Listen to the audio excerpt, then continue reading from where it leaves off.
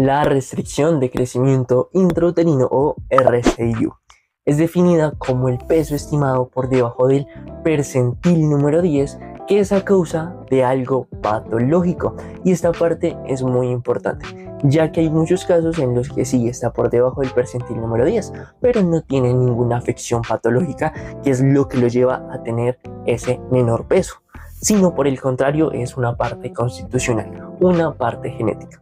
En estos casos nosotros no hablamos de RCIU, sino de PEC, fetos pequeños para la edad gestacional.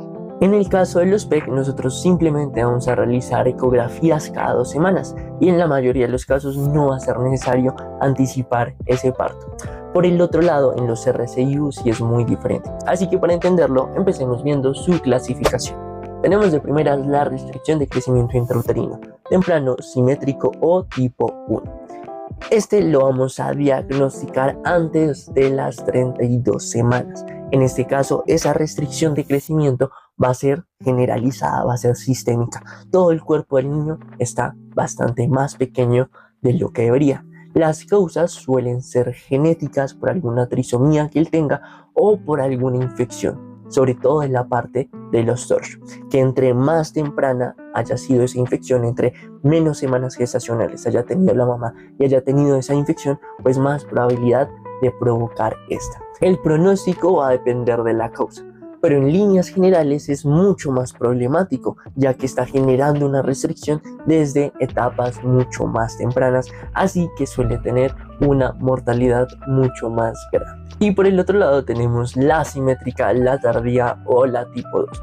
Acá en este caso se habla de asimétrica debido a que el bebé suele tener un encéfalo normal, pero el cuerpo más pequeño, lo que hace que se vean todos cabezones. Y esto es debido a que cuando hay una restricción de crecimiento, pues el cuerpo, el feto es inteligente y sabe que tiene que sobrevivir. Así que lo que hace es redistribuir esa sangre a las partes donde más lo necesita, que es el cerebro, el corazón y las glándulas suprarrenales, quedando así, por ejemplo, las extremidades más pequeñas. En estos casos, el problema no es el tratamiento, sino más bien el poder diagnosticarlo, ya que tenemos la ventaja de que pues el bebé tiene más semanas, lo que nos va a generar que sea más fácil tomar la decisión o no de hacer ese desembarazo, que en pocas palabras ese es el tratamiento. Las causas de que haya una restricción de crecimiento intrauterino tardío, simétrico o tipo 2 son las insuficiencias uteroplacentarias, la desnutrición materna y enfermedades extrínsecas que aparecen en etapas avanzadas del embarazo. La mayoría de las ocasiones es porque hay un problema en la placenta. Esa placenta no le está dando al bebé ni el oxígeno ni los nutrientes necesarios. Entonces él necesita pues disminuir su crecimiento para así poder sobrevivir, porque entre más grande sea, más de estos sustratos va a necesitar y él está viendo que no los está logrando obtener. Así que, como te lo dije, en la tardía pues logra hacer una redistribución en donde se ve que esa redistribución es negativa tanto para los adipocitos como para el hepatocito.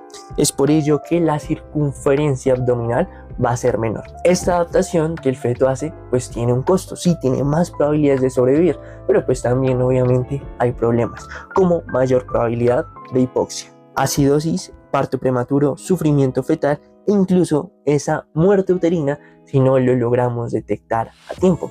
Y es acá donde nosotros entonces nos preguntamos, ok, ¿cómo nosotros lo vamos a detectar?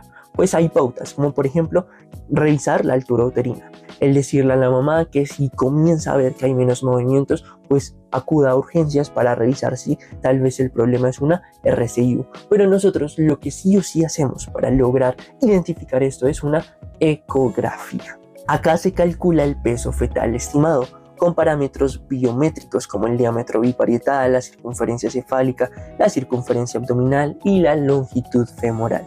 Y al revisar ese peso fetal estimado, pues nosotros sabremos si está por encima o por debajo de ese percentil número 10. Y aquí hay que hacer una aclaración importante. Ya después de nosotros saber esto, pues debemos ver si hay algo patológico que lo esté causando. Si vemos que hay algo patológico, como te lo mencioné en la introducción, sabemos que es un RCIU. Pero si por el contrario no tiene una causa patológica por menos del percentil número 10, pues sabemos que simplemente es un feto pequeño. Pero si por el contrario tiene un percentil menor a 3, sin tener nada patológico, acá también diremos que es un RCIU. ya que el peso es demasiado pequeño al estar por debajo del percentil número 3. El siguiente paso que vamos a realizar es un Doppler fetal, en donde vamos a realizar la circulación arterial y la circulación placentaria, en donde logrará permitir nosotros intuir si hay un adecuado flujo de nutrientes y de oxígeno. Aquí nosotros específicamente vamos a ver primero a la arteria umbilical. Esta arteria lleva la sangre del feto a la placenta. En un embarazo normal debe haber una baja resistencia para que a lo largo de todo el gasto cardíaco pues esta pueda generar ese intercambio también de la sangre que se necesita sacar del feto y que vaya hacia la placenta para que luego la mamá la logre llevar nuevamente hacia el feto. Lo normal es que haya un flujo diastólico presente. La sangre sigue fluyendo durante la diástole del corazón fetal. Cuando hay una alteración leve, hay un aumento del índice de pulsatilidad, lo que indica que la placenta empieza a ofrecer resistencia al paso de sangre. Cuando hay un alterado moderado, el flujo diastólico está ausente, ya no hay flujo durante la diástole, señal de insuficiencia placentaria significativa. Cuando es una alteración severa, el flujo diastólico es reverso.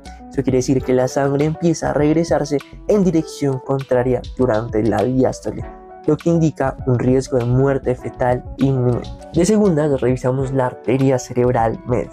En estos casos, en un feto normal, pues sí que hay una mayor resistencia, pero cuando nosotros vemos una restricción de crecimiento intrauterino, pues esa resistencia va a disminuir. Nosotros vamos a lograr identificar que hay una mayor vasodilatación en esta arteria.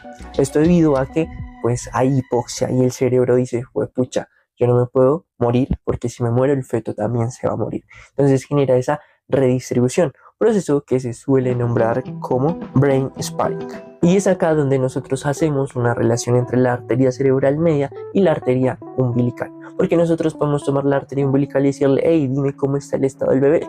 Y puede que como tal no nos aparezca que está mal, sino simplemente que está ahí como rozando lo malo, pero no completamente mal.